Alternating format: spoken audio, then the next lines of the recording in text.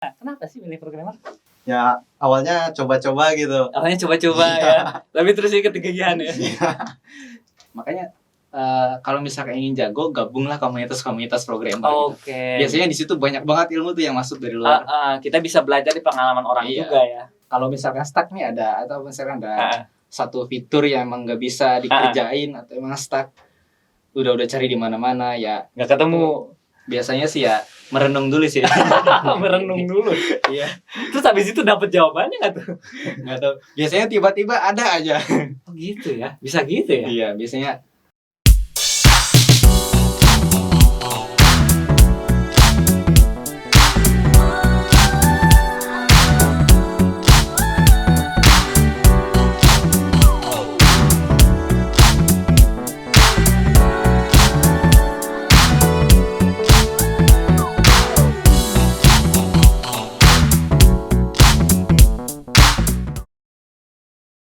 IT Podcast Cio tempatnya. Halo, saya Riza sebagai host baru nih kali ini di Podcast Cio Academy. Oke, seperti biasa nih pembahasan kita kali ini masih seputar dunia IT. Ya, tentunya di sini kita bakal ditemani oleh para ahli-ahli hebat di bidang IT. Ya, kali ini pada kesempatan kali ini kita sudah kedatangan oleh tim programmer. Yes, tim programmer. Oke. Tim programmer akan menjadi narasumber kita pada kesempatan kali ini. Kita sapa dulu ada Mas Rafiq. Halo Mas Rafiq. Halo. Sehat? Dan juga Mas Syarif. Oke, for your information ya, sebelum kita melakukan podcast ini, kita sudah melakukan swab COVID dan menjaga protokol kesehatan. Jadi, sekarang sudah safe untuk membuka maskernya ya, Mas Rafiq dan Mas Syarif.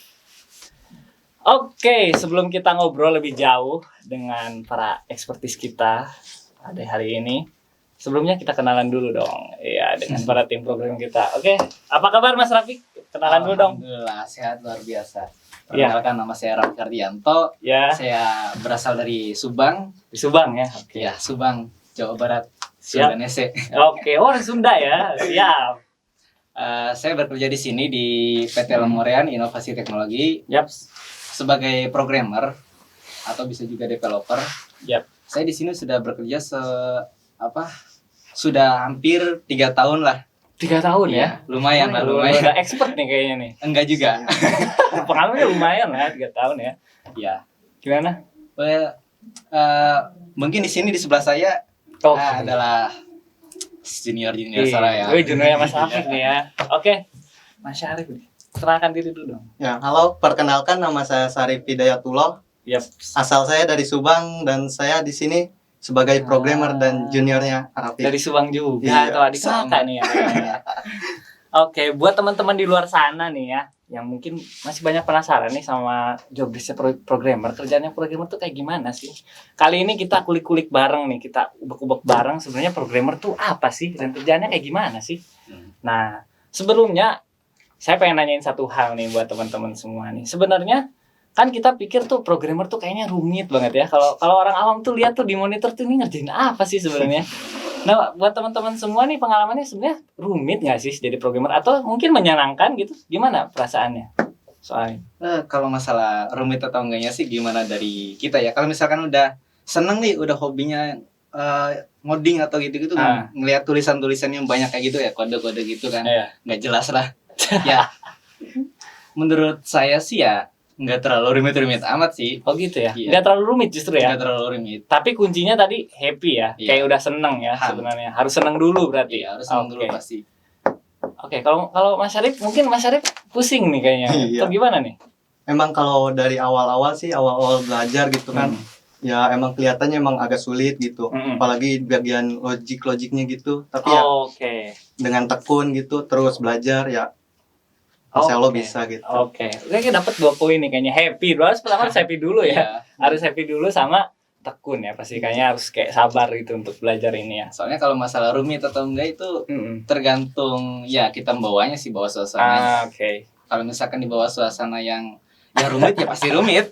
Iya. Kita sabar ya harus belajar. Proses lah. Oke nih, first question for all of you nih ya. Kenapa sih milih programmer? Siapa nih? Mungkin. Kita lihat dari junior dulu ya. Iya, oke. Gimana? Kenapa sih milih programmer? Ya awalnya tuh ya kan ikut dari lulus sekolah tuh kan ada dari sekolah di alokasiin kan. Ya awalnya coba-coba gitu. Awalnya coba-coba ya.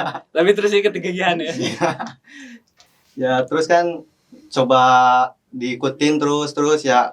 Alhamdulillah keterima dan ya lanjut di sini gitu. Oke, tapi ini kayak passionnya Mas Syarif nih. Iya, bisa. Lumayan ya. Oke. Kalau Mas Taufik gimana nih yang sudah kalau saya emang dari mulai SMP, saya masih ingat waktu itu waktu kelas 1 SMP itu dibeliin laptop, dan saya itu udah mulai mengenal bahasa pemrograman itu dari SMP sebenarnya, HTML. Dari SMP ya? Iya. Oke. Tapi nggak terlalu ngulik-ngulik banget karena nggak ngerti lah, nggak ada. Tapi udah kenal ya? Iya, baru tahu doang sih. Nah dari situ saya kayaknya enak, programmer itu kayak menulis sesuatu menjadi sesuatu gitu. Oke, iya, menarik nih. Soalnya karena di dunia rekayasa itu karena nggak ada yang nggak bisa gitu, semuanya bisa. Semuanya bisa ya.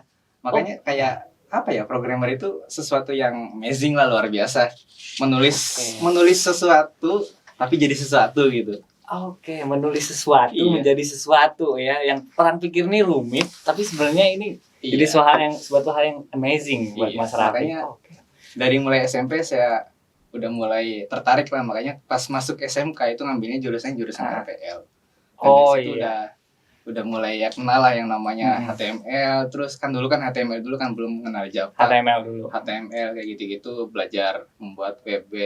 Ya walaupun copy paste, karena memang ya dulu nggak cara mengajarnya nggak terlalu itu banget sih. Karena kan di sekolah kan fokusnya ke akademik ya. Kalau misalkan ini belajar programmer, ingin menjadi seorang ahli jadi programmer, ya harus ikut komunitas. Ngulik di luar, belajar sendiri. Mungkin kalau di sekolah tuh kayak cuma masih dikenalin kayaknya. Teori doang. Teori aja ya. Oke, Mas Rafiq dan Mas Syarif nih kayaknya udah dari SMP dan SMA tuh udah kenal ya sebenarnya ya. Nah, proses nih dari awal sebagai pemula nih, sebenarnya apa aja sih yang harusnya kita punya nih sebagai pemula tuh? Gimana sih caranya jadi programmer tuh? Kalau jadi pemula tuh apa sih yang mesti disiapin gitu? Mungkin satu itu niat ya. Kita harus punya tujuan dulu nih. Karena kan di SMK, misal ya saya dulu pengalaman sebagai dari SMK itu, tujuan saya lulus SMK itu mau ngapain dulu. Karena kan waktu itu saya jurusan juga udah di RPL, udah tertarik juga dengan dunia pemrograman, mau jadi programmer, jadi udah tahu tujuannya nih mau jadi apa. Ya itulah saatnya saya harus ngulik-ngulik bahasa pemrograman. Nah pas juga untungnya saya dapat pekerjaan nih programmer juga. Pas banget ya. Pas banget. Iya. Ya itu juga karena kita belajar dan niat dulu sebetulnya ya. Itu satu sih. Dan tentukan tujuan juga tadi. Iya, tujuan. Terus ya fokus sih. Fokus. Kalau nggak fokus ya gimana ya, belajar itu kalau misalnya nggak fokus ya kemana-mana sih, nggak netep gitu loh. Kalau misalkan tujuannya udah jelas nih, udah mau jadi programmer, ya kita harus belajar tentang bahasa pemrograman, terus algoritmanya. Ya itu salah satunya sih. Berarti set dulu tujuannya apa, lalu fokus kejar itu ya. Iya. Benar. Ini kalau Mas Syarif nih mungkin gimana nih sebagai pemula tuh apa nih? Ya kalau dari saya sih itu keinginan untuk bisa. Keinginan untuk bisa. Menarik nih. Keinginan untuk bisa dan terus ya diulik terus itu. Iya, dari awal gitu. Kita tuh kayaknya harus ngulik banget kalau jadi programmer ya. Iya. Benar. Tiap hari. Benar. Juga nih, sebagai programmer, sebagai pemula nih, sebenarnya hal-hal apa aja yang mesti dikuasain di awal? Dari siapa? Dari saya dulu dong. Dari junior dulu, boleh. Ya kalau dari saya ya pengenalan awal-awal gitu, kayak kalau dari HTML terus. HTML pertama. Iya.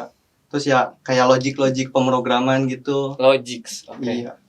Logik terus ya, terus kedepannya ya kayak ke database seperti itu. Selain algoritma nanti kita bisa improve ke database dan lain-lain ya. Kalau di Mas Syarif gimana? Sebenarnya nggak jauh beda sih sama Syarif. Ya pertama, sebelum bisa ngoding itu harus tahu dulu, harus kuat dulu di algoritmanya. Karena coding kalau nggak tahu algoritmanya ya percuma gitu, sama aja nggak. Jadi kayak nggak tahu tujuannya mau buat apa gitu. Algoritma tuh kayaknya kayak tahapan-tahapan logik kayak gitu ya untuk nyelesain masalahnya ya. Iya. Untuk pemula sih ya buat aja algoritma biasa. Kalau misalnya kita membuat sesuatu nih, contohnya ingin membuat menu, tulis cara membuat menu ya, satu apa dulu, kedua apa dulu. Ya. Kalau misalkan udah paham banget algoritma, baru mulai ke pseudocode. Pseudocode. Pseudocode tuh gimana sih sebenarnya? Pseudocode itu kode-kode menulis sebuah kode, misalkan kalau di Java ya tulis aja kode secara sederhana aja dulu, belum jadilah. Tahapan-tahapannya untuk nyelesain masalah tuh ditulisin satu-satu. Tapi key-nya berarti untuk pemula tuh algoritma berarti harus kuat ya. Algoritma kuat. Ya. Terus bahasa Inggris juga sih harusnya. Bahasa Inggris ya? Iya.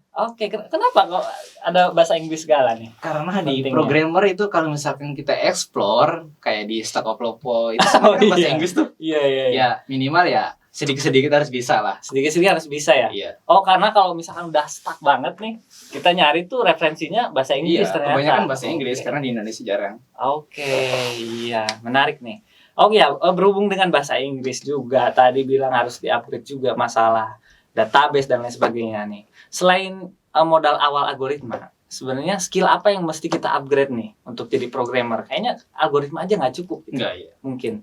Gimana? Ya, mungkin bahasa pemrograman kali. Karena banyak ya. Iya. Banyak ya, Bro. Bahasa pemrograman itu apa aja tuh kira-kira? Ya ada Java, JavaScript, terus PHP, C++. Ya masih banyak lah.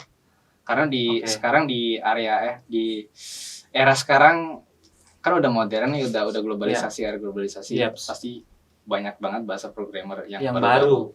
Iya. Mungkin harus fokus dulu, harus tentuin dulu bahasa pemrograman apa yang mau diambil, yaitu tujuan awalnya mau buat apa. Balik lagi tujuan awalnya. Kalau misalkan tujuan awalnya ingin fokus ke Android, ya ada salah satu bahasa pemrograman kayak Flutter, React Native, web, PHP mungkin. Iya. Berarti iya. Menguasai banyak bahasa pemrograman, tapi jangan lupa tujuan awal kita apa dulu, fokus dulu di situ ya. Tadi Mas Arif mention database nih, gimana? Ada lagi nggak skill selain itu atau gimana pendapatnya? Kalau dari saya sih ya, sebenarnya kan bidang programmer itu luas tuh. Luas banget. Iya. Ya selain database ya kayak di Java gitu. Apa aja tuh? Skill kayaknya nyelesain masalahnya kali ya. Di solve problem gitu. Gimana kok bisa kita nyelesain problem yang banyak dan lain sebagainya? Soal pengalaman nggak sih? Ya bisa sih itu. Karena banyak ngulik juga kayaknya. Iya. Benar. Pengalaman jelas berpengaruh sih. Iya benar. Tadi juga berarti database harus di-upgrade, kita harus banyak belajar hal baru, programan baru ya. Bahasa Inggris juga ya ternyata. Itu penting ternyata ya. Tapi minimalnya ya, tadi kan banyak banget ya bahasa pemrograman, tapi minimalnya apa sih yang mesti dikuasain gitu? Itu sebenarnya sih dasarnya itu sih algoritma, yang kedua dia pemilihan bahasa pemrogramannya apa gitu. Jadi harus pilih dulu bahasa pemrograman, baru bisa dipelajari, biar fokus aja sih sebenarnya. Kita fokus pada satu dulu apa gitu ya. Contohnya bahasa pemrograman kayak Java, kita ulik dulu nih dasarnya. Karena mungkin di sekolah-sekolah jarang. Paling ya sebatas teori Java itu apa mungkin. Kalau misalkan lebih dalamnya kan nggak diajarin rata-rata. Gitu ya, jangan diajarin juga ya. Iya, makanya kalau misalkan ingin jago, gabunglah komunitas programmer. Gitu. Biasanya di situ banyak banget ilmu tuh yang masuk dari luar. Kita bisa belajar di pengalaman orang juga ya. Bisa sharing-sharing. Iya, benar banget. Setelah itu sebenarnya untuk jadi programmer, tadi bicara fokus juga nih, menarik nih soal fokus nih, karena kalau lihat orang awam nih kayaknya ini pusing banget ya. Ini kayaknya membutuhkan fokus yang luar biasa nih. Ya, bicara soal ketelitian nih, gimana nih pendapatnya nih? Programmer harus teliti banget sih. Kenapa? Seberapa penting sih sebetulnya? Karena gini, kita itu menulis sebuah program, ingin menjadikan sebuah aplikasi, benar-benar harus teliti di dalam source code-nya itu sintak-sintak. Dalam sintaksnya, Iya. Jadi contoh gini, di Java itu kan ada titik koma tuh buat penutupnya. Itu ketinggalan saja bakal error sih. Tapi sebenarnya ada warning nggak sih kalau kita salah gitu? Ada warning ya. Tapi ketelitian itu ya wajib sih dimiliki seorang programmer. Wajib banget ya, wajib. Oke. Kalau Mas Syarif ada problem nggak nih selama menjalankan soal ketelitian nih? Ya awal-awalnya sih ya kayak gitu sih, kayak emang harus teliti tuh, emang harus teliti banget gitu. Ketinggalannya sedikit aja kayak koma atau titik itu bisa error atau ya gitulah. Oke, jadi dari awal tuh memang ketelitian tuh kita harus dilatih ya ternyata ya. Oke, tadi udah bicara banyak hal baru, kita bicara juga fokus ya. Nah, sekarang kita udah beranjak nih mungkin ya dari pemula, jadi kita udah tahu banyak nih soal dunia programmer. Tapi sebenarnya untuk jadi seorang ahli programmer nih, sebenarnya butuh sertifikasi nggak sih untuk jadi handal gitu? Sebenarnya nggak butuh juga sih. Oh, Mas Rafiq nih belum ya ini ya? Iya, saya nggak punya sertifikasi. Tapi kuncinya apa untuk bisa nyaingin seorang yang handal dalam programmer tuh? Ya itu sih. Pertama kita nggak pernah gengsi buat nanya. Oke. Yang kedua fokus tujuannya. Fokus itu seharusnya emang modal utama sih. Iya. Terus ya jangan pernah berhenti juga belajar. Jangan pernah berhenti belajar. Gabung banyak komunitas programmer. Karena dari situ bisa tahu nih ilmu-ilmu dari luar itu banyak banget. Dari orang-orang sharing-sharing. Iya. Jadi bukan hanya soal pelatihan saja, tapi banyak dapat ilmu dari orang ya. Karena kalau menurut saya kalau fokus di pelatihan ya sama aja sebenarnya kayak kuliah juga sih. Iya.